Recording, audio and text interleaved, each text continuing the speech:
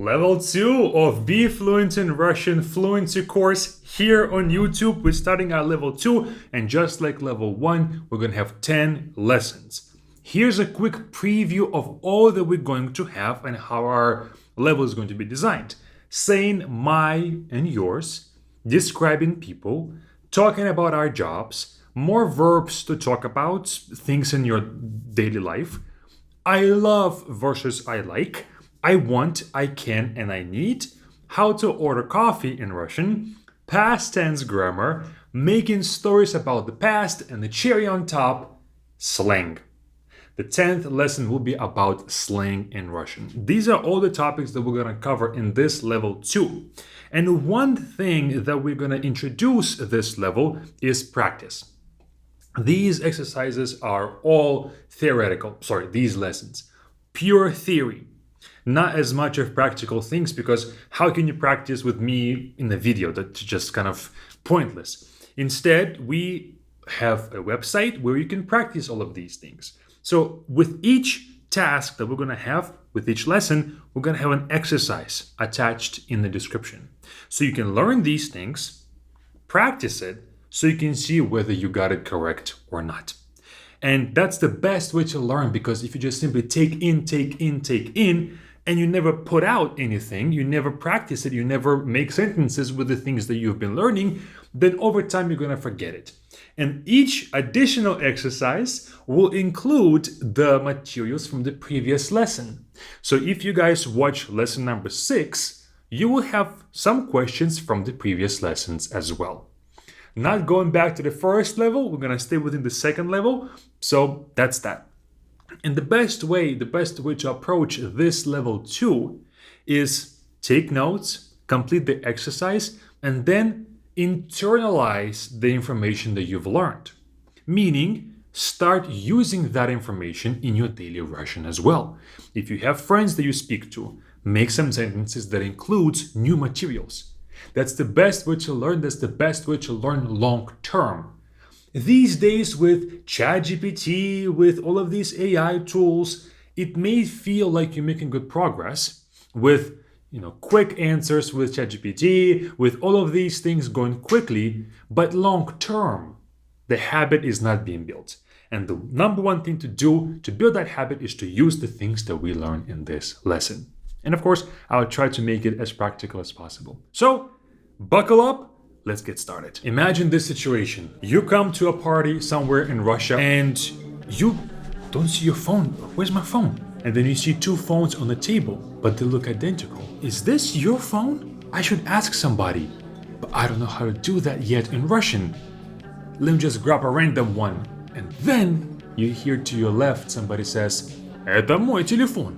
What does that even mean? Let's learn how to take care of this situation and how to maneuver in this situation well. The phrase that they said, "Это мой телефон," means this is my phone. From the previous lessons, you know that "это" means this is, "телефон" means a phone. What does "мой" mean here? Well, "мой" of course means my. Today, let's talk about how to describe things that are yours and ask questions if that's your thing, if that's her thing, etc. So in that situation where you don't know whether that's your phone or not, you can successfully get out of it without angering anyone. So remember how we had these personal pronouns. Я, ты, мы, вы, он, она, оно, они. And you have the translation next to them on the screen. We have learned this, so I trust that you know this already. For us to talk about things that are ours, we can put each of these words in possessive pronoun form. So if it's я, I, we will learn how to say my. If it's ты, yours, we will learn how to say your. Let's start with the latter form. So он, она, оно, они. The reason why we start with these is because they have one word translation. So его, ее, его, and их. Make sure that whenever you say this "ye" in the beginning of each of them, the first 3, you say "ye", not "evo", but "его", "его", "ее", and "его" again. Despite whether the thing that you're describing, despite the gender of that thing, you use these. So, if it's her phone, you say это ее телефон. If that's his phone, you say это его телефон. Let's change телефон to some other gender. Let's say это ее кружка. And это его кружка. As you can see, this его in this sentence and ее in the previous one did not change, despite the fact that we changed the gender of the object that we are describing. So back to this table, он, она, оно, они, его, ее, его, and их.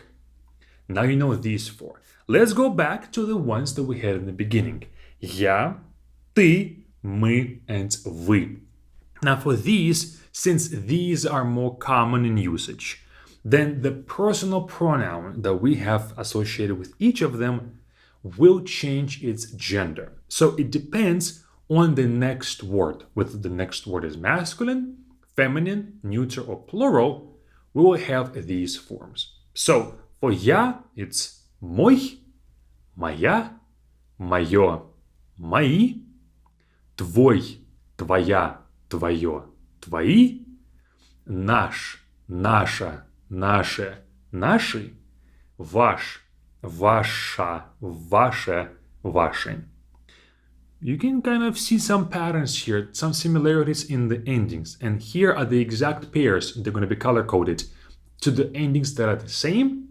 All you have to do is change the kind of the stem of it. But the endings will have some similarities. So if you realize the pattern of one word, you can kind of add it to the other personal pronoun as well. Some examples. We had this. Это мой телефон. So, you see, this is my phone. Мой here is a masculine form because телефон is masculine. Let's change this. Это моя футболка. This is my t-shirt. Right here, it's my t-shirt, right? So, моя has я at the end because now it's feminine because футболка is feminine. Back to the table, this is how you have to adjust these personal pronouns depending on the gender of the thing that you're describing. Once again, this might be a lot to remember. Take a screenshot of this and of the previous table that we had with he, she, and it, because you will practice this with our exercise at the very end. And that's the only way to really master this, is not just to drill the forms time and time again, but applying this stuff in the exercise. Applying this in a sentence. That's the best way to learn this material. But just saying this is my phone is not enough. In that situation with our phones on the table, you want to ask a question. Before we talk about that, guys, I want to invite all of you to join Be Fluent with the first link in the description if you want a more in-depth approach to your Russian, so you can speak Russian to your family and friends, so you can avoid these stressful situations, because you will know how to deal with all of them, because our Russian step-by-step is designed to take all of you from where you are, even if you don't know a lot, all the way to fluency in Russian and speaking to Russians freely. We have a system called Russian Step by Step that will do that exact thing.